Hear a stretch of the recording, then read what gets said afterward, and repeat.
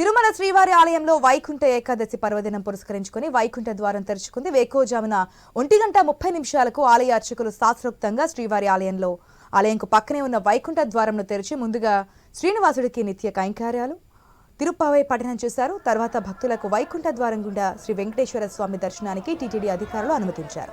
వైకుంఠ ఏకాదశి పర్వదినాన్ని తిరుమలలో ఘనంగా నిర్వహిస్తున్నామని భక్తులంతా చాలా సంతృప్తితో వైకుంఠ ద్వారం గుండా స్వామివారిని దర్శించుకొని తమ ఆనందం వ్యక్తం చేస్తున్నట్లుగా టీటీడీ పాలక మండలి చైర్మన్ భూమన కరుణాకర్ రెడ్డి తెలిపారు. ఎక్కడ ఎటువంటి ఇబ్బందులు తలెత్తకుండా తగిన జాగ్రత్తలు తీసుకోవడంతో పాటుగా భక్తులకు సంతృప్తికరంగా దర్శనం కల్పించడంలో టీటీడీ దేవస్థానం సఫలమైందన్నారు.